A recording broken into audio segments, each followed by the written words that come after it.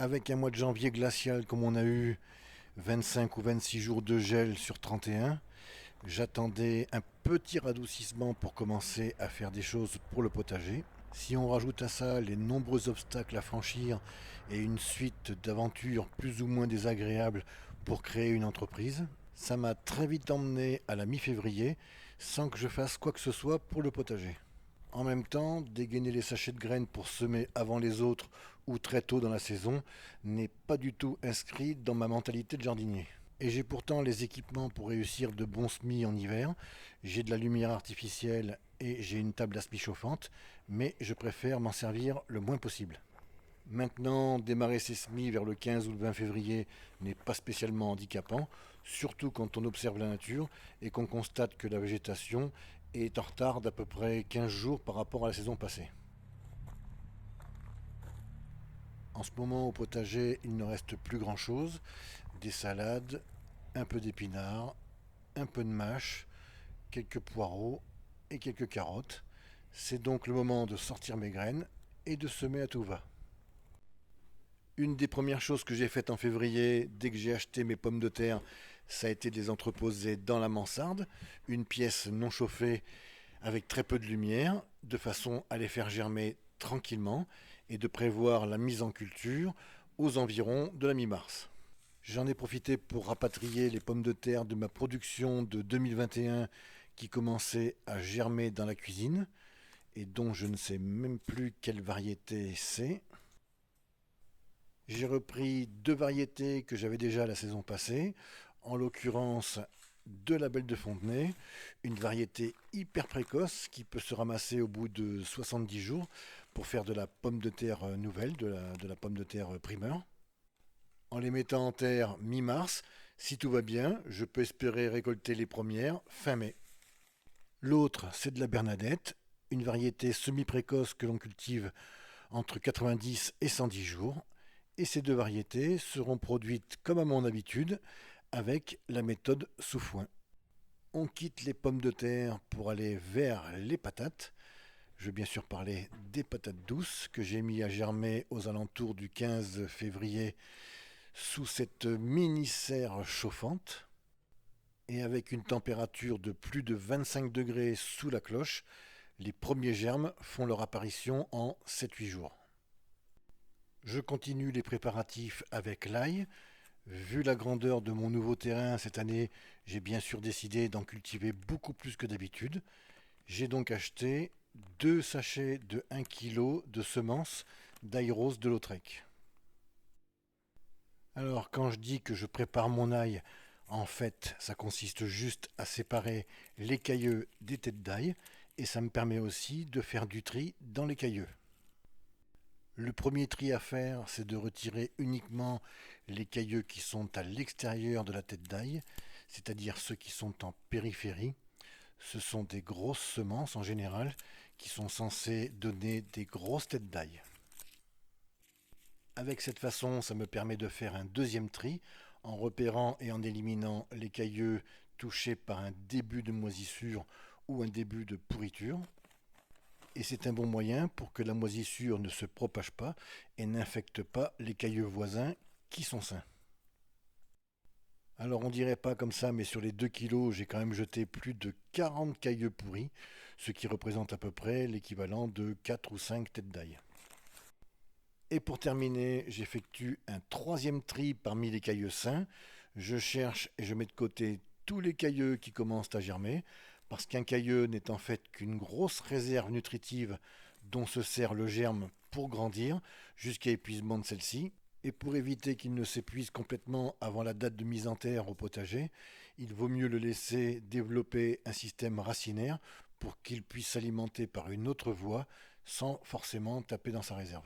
Pour ce faire et pour faire patienter les cailleux germés jusqu'à la plantation en pleine terre, je remplis une barquette à poissons en polystyrène avec un vieux terreau un peu humide qui m'a déjà servi à faire un semis.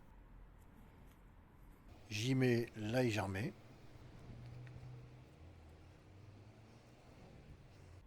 Et je reviendrai chercher tout ce beau monde pour la plantation de mon ail rose début mars. Alors après ces quelques préparatifs, je vais pouvoir m'occuper concrètement des semis. Je ne suis toujours pas propriétaire de mon nouveau terrain, mais je vais faire comme si je l'étais. Et donc, pour alimenter mes planches de culture maraîchères, je vais devoir semer certains légumes en grande quantité. Et puis, tout ce qui sera destiné au potager, je le sèmerai dans des quantités beaucoup plus raisonnables. J'ai donc ressorti la caisse où j'entrepose toutes mes graines. Je sors les graines du mois concerné, c'est-à-dire le mois de février. Si vous ne connaissez pas encore la méthode que j'emploie pour ranger et classer mes graines, je vous invite à regarder la vidéo que j'ai faite sur le sujet. Je vous mets le lien vers cette vidéo en haut à droite de l'écran maintenant.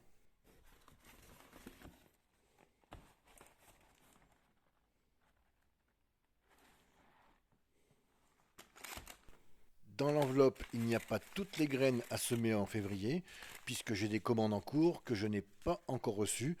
Mais déjà, je sais que je dois semer du chou-fleur, des oignons,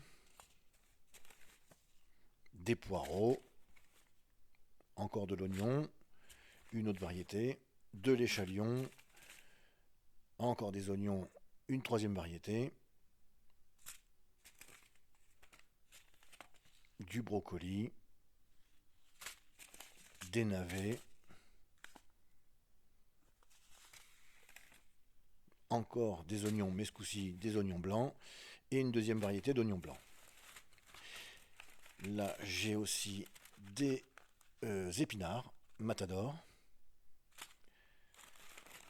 et mes fameux radis Ostergrus rossa, mes radis raves. Dans les conditionnements en boîte, on a les grosses graines, ici les fèves d'Aguadulce, des fèves que je sème en général en 2 fois, une fois à l'automne et une fois en février. Cette année, je n'en ai pas semé en automne et j'ai eu le nez fin parce qu'avec le froid et le gel à répétition qu'on a eu, elle n'aurait pas vraiment apprécié.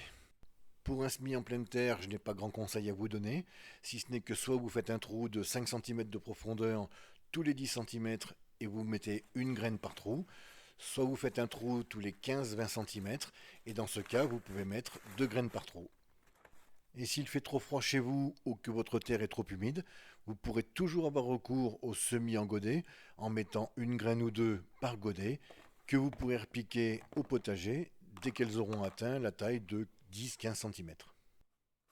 Petit aparté en passant puisqu'on parle de godets, si vous voulez remplacer vos godets classiques en plastique fin et cassant qui ont une durée de vie de 2 à 3 ans maximum, sachez qu'il existe ce genre de godet en plastique mou et épais qu'on peut tordre et déformer dans tous les sens sans jamais qu'il ne casse. Et je trouve que pour un produit de cette qualité, c'est très abordable au niveau du prix, puisque ça coûte 11 € les 100, soit 11 centimes le godet. En matière de grosses graines, il y a aussi les petits pois, et les pois mangent tout. Je vais aller immédiatement au potager pour vous faire voir comment je les sème, parce que j'ai pas l'impression de semer les petits pois de la même façon que les jardiniers que vous avez l'habitude de voir en vidéo. En général, lors d'un semis de petits pois, on vous préconise de semer une graine tous les 2 ou 3 cm, mais sachez que les petits pois acceptent d'être semés bien plus serrés que ça. Ce sont des légumineuses, ils ne se font pas concurrence, ils captent l'azote de l'air individuellement pour grandir et se développer. On peut donc semer beaucoup plus dense que ça. Il ne faut surtout pas hésiter à avoir la main très très lourde. À titre d'information, les maraîchers parisiens du 19e siècle tapissaient de graines le fond du sillon. On ne voyait même plus 1 cm² de terre. D'ailleurs, dans les livres d'époque, certaines illustrations montrent des sillons qui ressemblent à de véritables rivières de petits pois.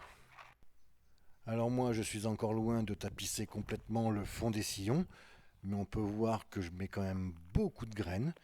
Tous les ans, ça fonctionne parfaitement. Alors je ne peux que vous encourager à faire pareil. Dans la foulée, je vais faire un semis de radis. Ici, j'ai des radis Ostergrus rossa, qu'on appelle aussi radis rose de Pâques.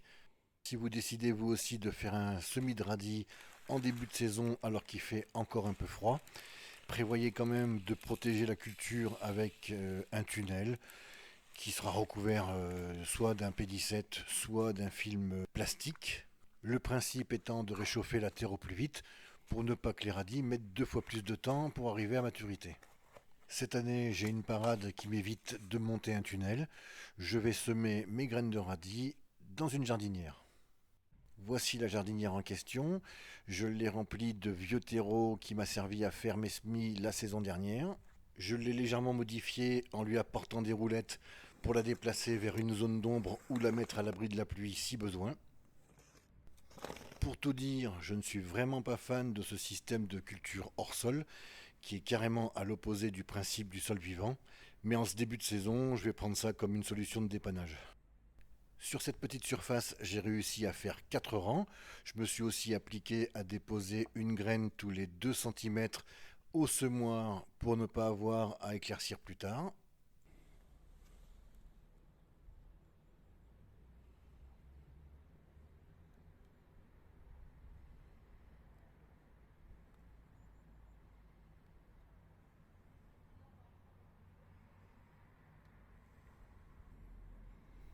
Je referme les sillons, je tasse et j'arrose.